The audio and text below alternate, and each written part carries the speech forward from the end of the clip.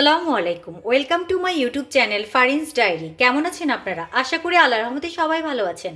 আমিও ভালো আছি। আজকে আমি গরুর মাংসের আচার করব প্রথমবারের মতো। এই জন্য আমি আধা কেজি পরিমাণের গরুর মাংস ছোট ছোট এই পিসগুলো নিয়েছি। এখানে কিন্তু হাড্ডি চর্বি দিলে হবে না আচারের মধ্যে।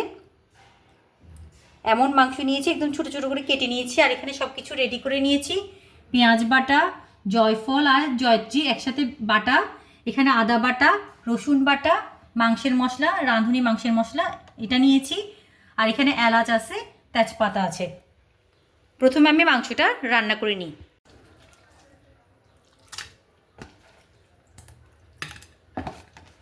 মাংসটা আমি প্রেসার কুকারে রান্না করে নিব। মাংসটা দিয়ে দিলাম পেঁয়াজ বাটা আর জয়ফল জয়ত্রী বাটা, আদা বাটা, রসুন বাটা, মাংসের মশলা, এলাচ আর তেজপাতা।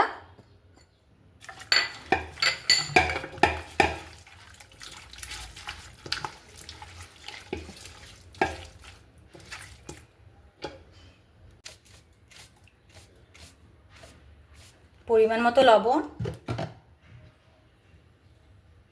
সরিষার তেল আর মাংসটা সিদ্ধ হওয়ার জন্য 1 বাটি পানি।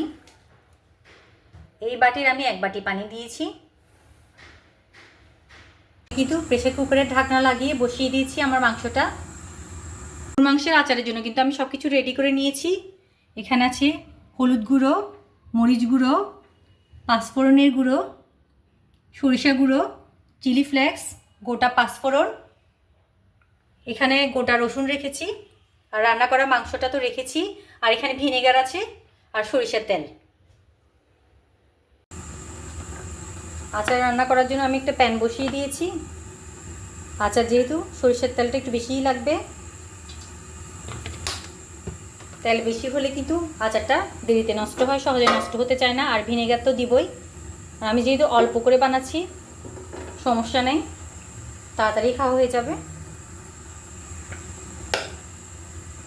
আমি কিন্তু রসুনগুলো একটু ধুয়ে নিয়েছিলাম। ভেজা ভেজা কিন্তু রসুন দেওয়া যাবে না, আমার আচারের পরিমাণ কম, এই জন্যই কিন্তু আমি ভেজা রসুন দিচ্ছি। আপনারা যদি বেশি দিন সংরক্ষণ করে খেতে চান তাহলে কিন্তু রসুন ভেজা দিলে হবে না, শুকনা দিতে হবে।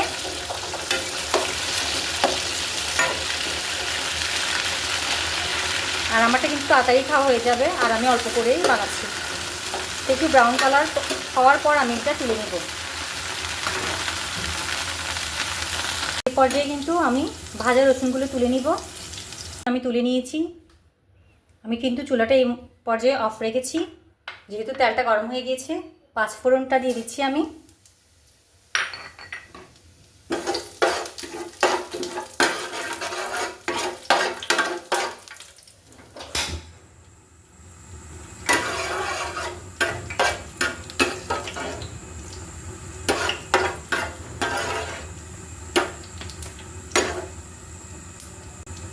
এবার আমি মাংসটা দিয়ে দিচ্ছি।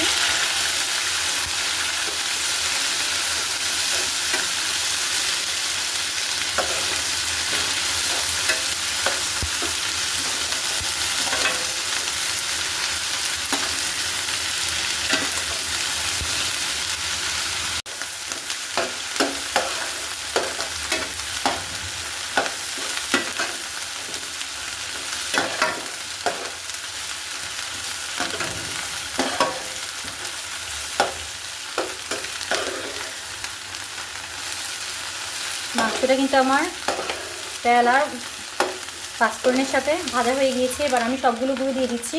হলুদ গুঁড়ো, মরিচ গুঁড়ো, পাঁচফোড়নের গুঁড়ো, সরিষা গুঁড়ো আর চিলি ফ্লেক্স। মাংস রান্নার সময় যেহেতু মশলা দেওয়া হয়েছে, তা আমার কিন্তু এখানে আর এক্সট্রা কোনো মশলা দেওয়া লাগতেছে না। এখন লবণ অ্যাড করব না, পরে অ্যাড করব।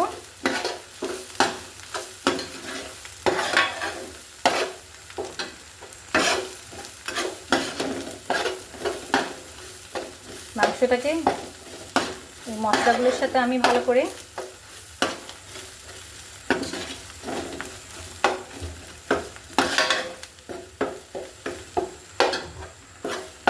মিলিয়ে নিলাম।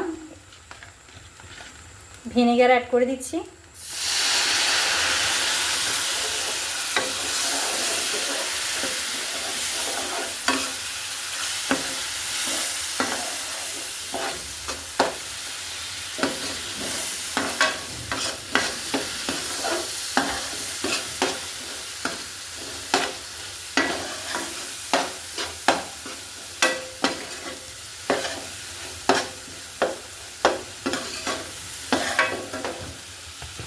আমি আরও কিছুটা সরিষার তেল অ্যাড করে দিচ্ছি।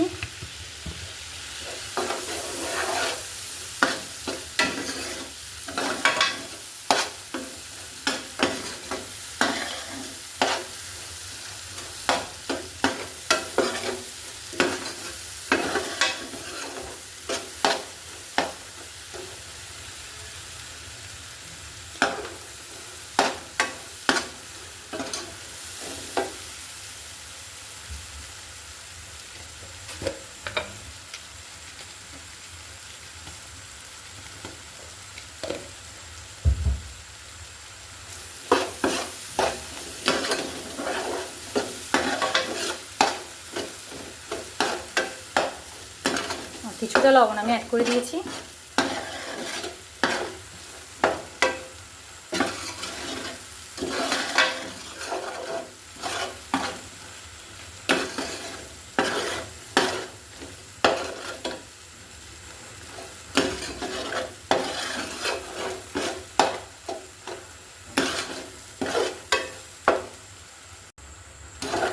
এই পর্যায়ে আমি রসুনগুলো অ্যাড করে দিচ্ছি।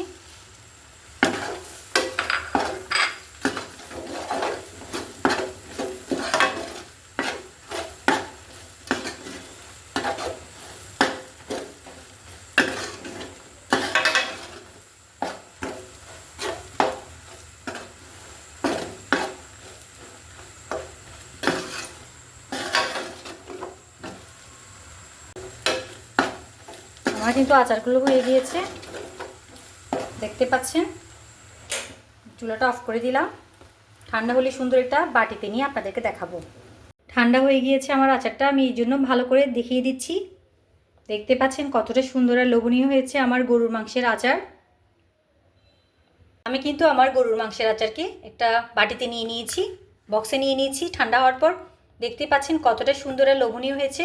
যদিও আমি প্রথমবারের মতো বানালাম, অল্প করেই বানিয়েছি, আর এটা কিন্তু তাড়াতাড়ি খাওয়া হয়ে যাবে। আমার আবার পরবর্তীতেও কিন্তু বানানোর ইচ্ছা আছে। আপনারা কি এখনও পর্যন্ত ট্রাই করেছেন কেউ? যারা যারা ট্রাই করেননি তারা চটপট করে ট্রাই করে ফেলতে পারেন, আর যারা ট্রাই করেছেন তারা তো নিশ্চয়ই জানেন এই আচারটা খেতে কতটা মজার। সবাই ভালো থাকবেন, সুস্থ থাকবেন। আল্লাহ হাফিজ। আসসালামু আলাইকুম।